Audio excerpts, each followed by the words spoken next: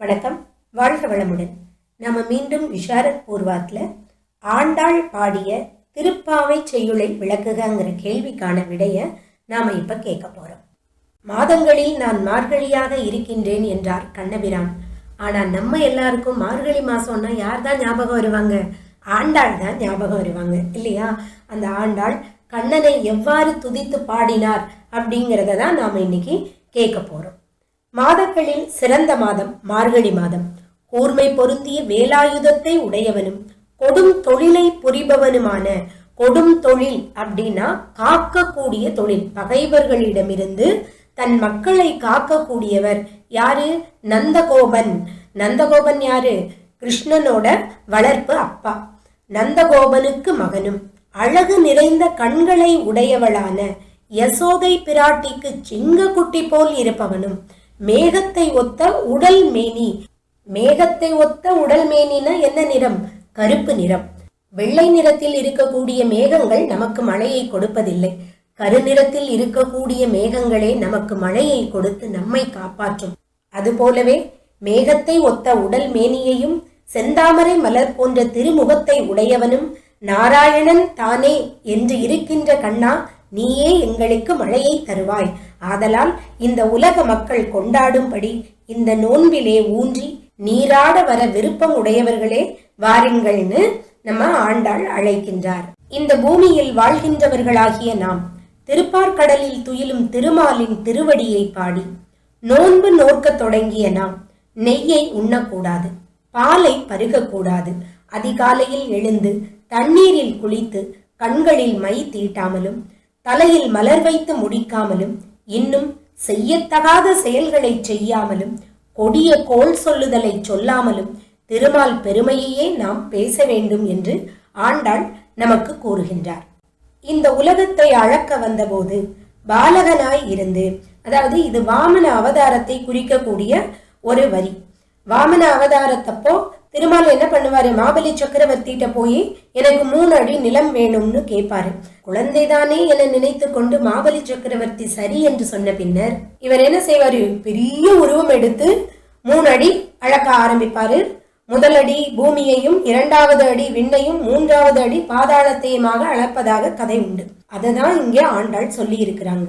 இவ்வுலகத்தை அளக்க வந்தபோது பாலகனாய் இருந்து பின் வானலாக வளர்ந்த உத்தமனின் பெயர்களை பல முறை பாட உலகெங்கும் மாதம் மும்மாறி பெய்து சென்னல் பயிர்களின் நடுவே மீன்கள் துள்ள குவளை மலரில் வண்டுகள் உறங்க பசுக்களானவை வள்ளல் தன்மையோடு நீங்காத செல்வம் நிறைவது போல குடம் முழுவதையும் பால் நிறைக்கும்னு ஆண்டாள் சொல்றாங்க.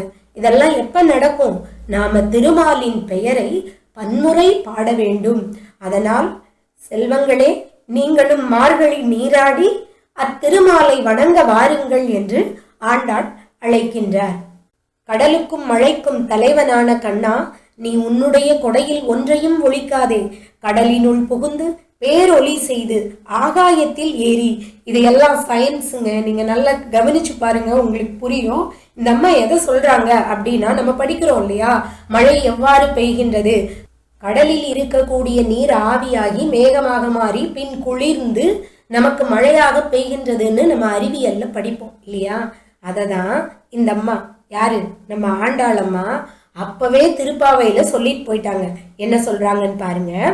கடலினுள் புகுந்து பேரொலி செய்து ஆகாயத்தில் ஏறி, அதாவது கடல் அலை எவ்வளவு ஆர்ப்பரிக்கும், அவ்வளவு சத்தம் போட்டு ஆகாயத்தில் ஏறி கடல் நீர் ஆவியாக மாறி திருமாலின் உருவம் போல் உடம்பெல்லாம் கருத்து, அந்த மேகம் கருநிறத்தன்மை கொண்டு வருகின்றது. கருப்பான மேகம்தான் நம்மளுக்கு மழையை கொடுக்குங்கிறத நம்ம மறந்துடக்கூடாது. அழகு பொருந்திய தோள்களை உடையவனும் யாரை இங்கு ஒப்பிடுகின்றார்? திருமாலை ஒப்பிடுகின்றார் ஆண்டாள். நாபிக்கமலம் உடையவனுமான எம்பெருமான் வலப்பக்கம் உள்ள சக்கரம் போல் மின்னி, சக்கரம் போல எது மின்னுதுங்கிறாங்க? மின்னல் மின்னுகின்றதாம். அதே போல வலமாக சுழித்துள்ள சங்கு போல முழங்கி, சங்கு ஊதும் போது எவ்வளவு சத்தம் வரும், அந்த மாதிரி இடியானது இடிக்கின்றது. வில்லால் எய்யப்பட்ட அம்பு மழை போல மேகம் என்ன செய்யணுமா? மழையாக பொழிவித்து உலக மக்கள் வாழவும் நோன்பு நோக்கும் நாங்களும் மகிழ்ச்சியால் மார்கழி மாதத்தில் நீராடவும் இவ்வுலகில் தாமதமின்றி மழையை பெய்திட செய்வாய் கண்ணா அப்படின்னு நம்ம ஆண்டாளம்மா ஒரு அறிவியலையே ஒரு பாட்டுக்குள்ள புகுத்திட்டாங்க. மாய செயல்களை செய்பவனும் நிலை பெற்ற வட மதுரையின் தலைவனும் தூய பெருமை மிகுந்த நீரினை உடைய யமுனை ஆற்றங்கரையை உடையவனும் இடைக்குலத்தில் தோன்றியவனும் மங்கள தீபம் போன்றவனும் தாயான தேவகிக்கு பெத்தது தேவகி வளர்த்தது யசோதா. நம்மளுக்கு தெரியும் இல்லையா, அதை தான் அந்த அம்மா இங்கே குறிப்பிடுறாங்க. தாயான தேவகிக்கு பெருமை செய்தவனுமான கண்ணனை நாம் தூய்மையாய் வந்து தூய்மையான மலர்களால் அர்ச்சித்து வணங்கி வாயால் பாடி மனதால் சிந்தித்தால் முன் செய்த பாவங்களையும் அறியாமல் வரும் பாவங்களையும் தீயில் வெந்து போகும்படி செய்வான் அந்த கண்ணன். அதனால் குழந்தைகளே, நீங்களும் என்ன செய்யுங்க, மார்கழி நீராடி இறைவனை வணங்க வாருங்கள் என்று நம்முடைய ஆண்டாள் அழைக்கின்றார். இந்த மாதிரி கண்ணனை ஒவ்வொரு பாடலிலும் அழகுற வர்ணித்திருக்கின்றார் ஆண்டாள். இந்த வினாவிற்கான விடை எளிதா இருந்திருக்கும்னு நான் நம்புறேன். வழக்கம் போலதான் நான் சொல்றேன், நல்ல படிங்க, நல்ல தேர்வு எழுதுங்க. இதுவரை பொறுமையுடன் இந்த காணொலியை கேட்ட அத்தனை பேருக்கும் நன்றி. வாழ்க வளமுடன்.